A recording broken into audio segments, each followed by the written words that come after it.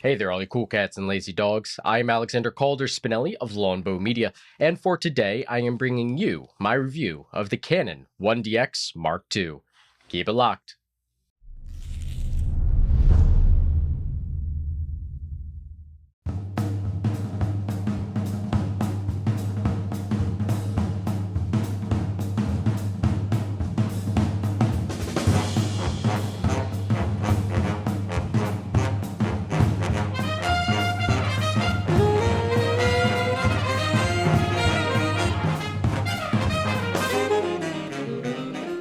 Coming in at nearly 3.5 pounds and roughly 6.5 by 6.25 and 3.25 inches, the Canon 1DX Mark II looks like it would be at home in Patton's 4th Armored Division, or a Swedish car factory, carrying the same reputation for reliability and tenacity to break through the thick of any job.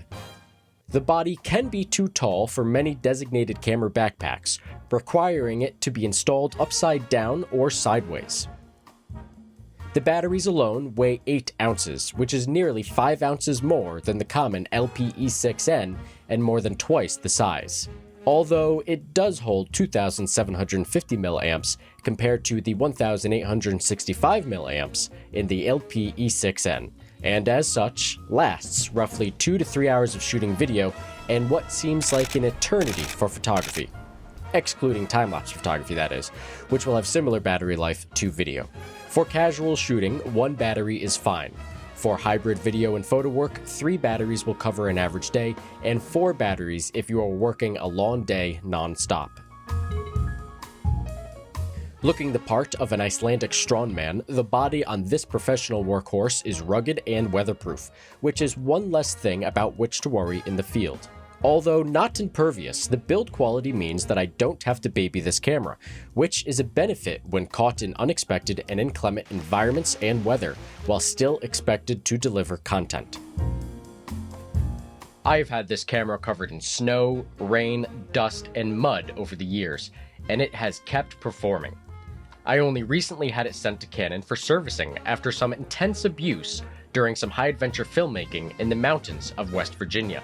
In that situation, the jog wheel had become a little bit less responsive, and the sensor was absolutely covered in dust.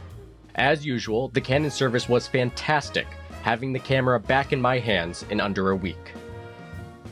My biggest complaint in the field is that the sensor can at times feel like a dust magnet, requiring regular cleaning.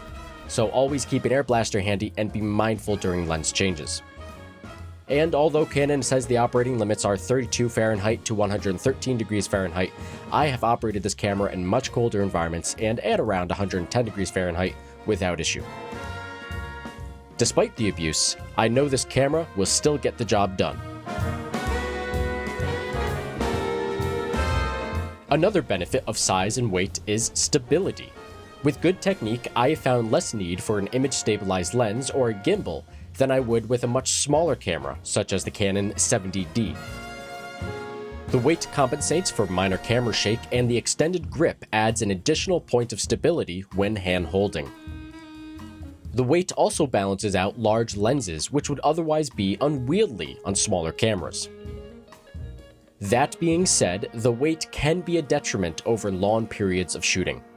Due to the size and weight, I have found that I only bring the camera for specific purposes, typically professional work, and rarely bring it for casual strolls and tourism. For the latter, I often just bring my phone and call it a day. Speaking of dimensions, the battery charger looks and feels every bit like a miniature Volvo 240.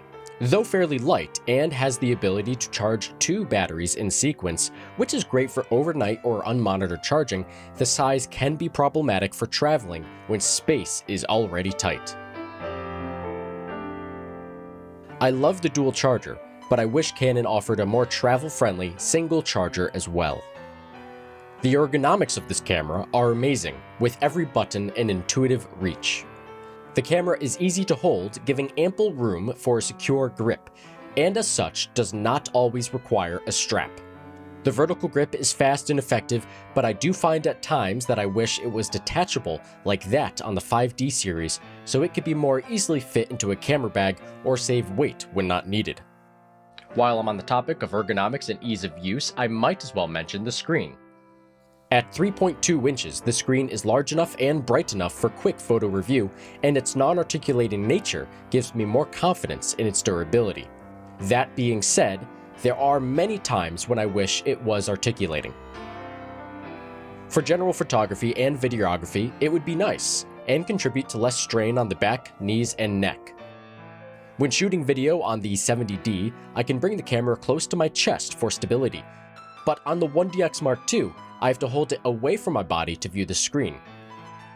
While acting as camera operator, reporter, and sound tech for interviews, the non-articulating screen becomes a real detriment, since recording, exposure, composition, and mic placement cannot easily be confirmed while filming. I do often add a monitor like the Small HD Focus to the 1DX for these purposes, but that just adds to the weight and bulk of the camera, as well as adding another potential point of failure and lack of weatherproofing. The speed of this camera doesn't stop at the 14 frames per second shooting speed and the 1/8000th shutter speed. The camera powers on near immediately, which permits the user to shut down and save battery life when not in use, but quickly engage so as to never miss a shot. Video or photo mode can be engaged with the flick of a button with near non-existent lag, which is a major benefit for those who are expected to cover photo and video on location. The controls are some of the easiest to use, can be customized to an extent, and fill the hands nicely with all buttons intuitively laid out. I customize the front buttons to engage and disengage, video record, and autofocus so that I don't have to reposition my grip. The LCD does have a touch feature, but only for autofocus. I think this is fine as a supplement to the joystick, and I am not very concerned or bothered about having to use physical controls for the menu. In fact, in most scenarios, I prefer physical controls because they can be operated in adverse weather conditions such as extreme cold or heat. Also, the touch focus cannot be utilized while using my Audio-Technica viewfinder on the LCD.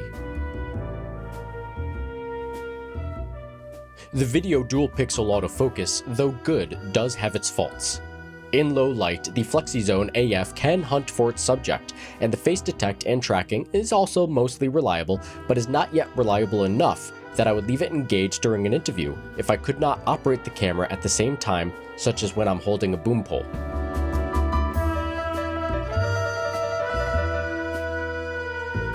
Both the speed and sensitivity of the autofocus can be tweaked in the menu.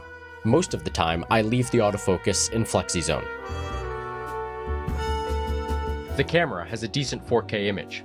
Although at 800 megabytes per second, I only use it when I need the additional reach of the 1.3 times crop or the desire for the extra detail and quality. Most often, I find that I film in 1080 60p for the ability to ramp in post, the smaller file sizes, and the ease of editing. The 4K does not seem to play well on my 2015 MacBook Pro or 2010 Mac Pro, only seeming to play back effortlessly in my NLE. The 4K is also a larger aspect ratio of 17:9 rather than the 16:9 of the 1080. Personally, I wish they offered an aspect ratio to fit in a 1080p timeline like that on the C300 Mark II.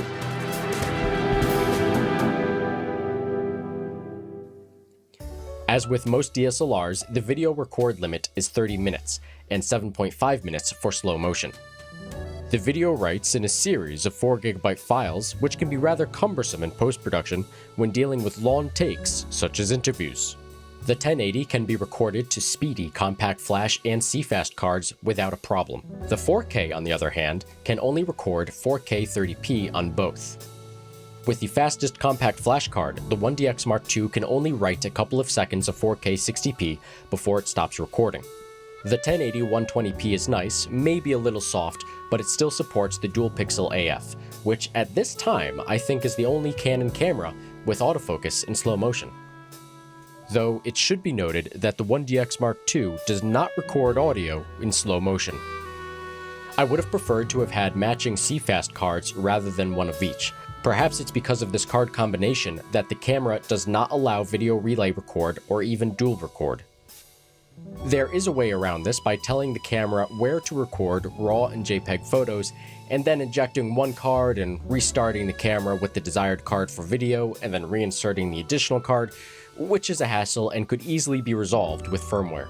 That said, the relay and dual record features do work in photo with the ability to specify RAW or JPEG to either card. The low light abilities have been fine for my uses. I find that when I boost the gain to 10,000, I am not displeased with the results given the needs of the circumstance. While in live view, the camera does support up to 16 frames per second burst for photography, but can be a little laggy between operation. There is also no option to display waveform or peaking, which is a tool I use regularly on my C300. While in video mode, I have to be very conscious of the exposure, as due to the camera's low dynamic range, it is very easy to blow out the highlights, and it is difficult to manage high contrast situations. An inclusion of Canon C-Log would help the dynamic range, but for whatever reason the log profile is not available as an upgrade in Canon's flagship DSLR. To mitigate this, I typically use the neutral profile, as it's the flattest setting. While speaking about video functions, the image does come off relatively soft. The image also does lack sufficient detail when compared to my C300, and also leaves me with a lackluster, meh feeling. Don't get me wrong, the image at times looks amazing, but it seems to require the perfect balance of light, either in a studio or during morning and evening work in the field, and does not lend itself to unknown lighting situations typically found in ENG work. For purpose-driven photography, the Canon 1DX Mark II is a leader in its field. It thrives in unpredictable and undesirable environments and locations, delivering beyond the call of duty. The selected red illuminated autofocus points are visible in the viewfinder while shooting, which makes maintaining focus a breeze. The autofocus rarely lets me down except in the most troublesome scenarios, and the high frame rate captures every detail before the camera. One-shot autofocus will be more accurate, but for the most part, I've been satisfied leaving this in servo AF. It also plays well with Canon tele-extenders, permitting autofocus up to an aperture of f8, albeit with limited AF points. The dynamic range could be better, which is typically only problematic during high-contrast time-lapse shooting, and the megapixel count could be higher to crop for wildlife and sports, but the RAW files typically provide ample flexibility in post. Canon's rating feature built into their cameras have always been a nice touch for sorting selects and saving time in post. But the placement of the rating over the image in comparison to other Canons, such as my old 5D Mark III, often makes it difficult to see aspects of the image. The 1DX Mark II does have a built-in GPS, which for me is more of a novelty. I would much rather have a built-in Wi-Fi transmitter for quick delivery during live events. Canon does offer the WFT E8A Wi-Fi transmitter at a retail price of $600 US. Autofocus can be activated with the transmitter, but due to the operational lag and lack of appropriate focus and exposure, the WFT is really only suitable for composition and as a remote start and stop. When using the WFT for quick delivery, I found the interface for transferring to a phone to be slow and cumbersome. Unlike other ad hoc Wi-Fi networks, such as that on the Canon M5, it only permits review via the phone rather than the camera LCD, which is problematic for judging focus and exposure and makes the experience less than ideal. And on top of this, the WFT does alter the ergonomics of the camera by acting as an obstruction for camera straps. Another missing feature of the 1DX Mark II is a built-in intervalometer. Although I prefer a remote for ease of use, having this built into the camera would be a lifesaver for when I forget to bring my intervalometer. And although not a feature I use regularly on my C300, having an interval record or internal time-lapse movie mode would be a nice addition. The Viewfinder has 100% coverage and features a blackout for long exposure shots, and the diopter is tucked nicely away behind the eye cup so that it's not easily reset. All the photo details are laid out nicely in the Viewfinder so as not to obstruct the user's ability to compose the image. The camera's mirror has sound similar to that of a shot or a bar, and is guaranteed to get the attention of everyone within earshot. Sometimes this is great if you need people to know that you are working, other times it's a detriment in quiet environments or when you need to be a fly on the wall. The 1DX Mark II does have a silent mode that shows about as much restraint as a Dalmatian near a fire hydrant, and it's still too loud for ultra-quiet scenarios, such as near a dynamic microphone inside of a DJ booth. JPEG stills can be selected from the 4K video image if you need to operate in complete silence. The built-in microphone is nothing to write home about, but it gets the job done when needed. There is a headphone jack and microphone jack on the side of the camera for when better audio gathering is practical. In all, I think this summarizes most of my observations while using the 1DX Mark II for the past 2 years. For vloggers, casual and travel filmmakers and photographers, a smaller Canon DSLR or Panasonic and Sony mirrorless may be more tailor-fit to those needs. But for those who need one of the best photography cameras as well as a capable video camera all in one package, the 1DX Mark II should definitely be considered. It excels in fast-paced environments such as concerts, live events, documentary, and journalism, with speed, accuracy, and reliability being its major selling points. For the working professional operating in unpredictable environments, I can recommend no other choice than the Canon 1DX Mark II. I hope you've enjoyed my review. Feel free to like, share, and subscribe. Until next time, this is Alexander Calder Spinelli of Longbow Media, signing off. Catch you later, cool cats.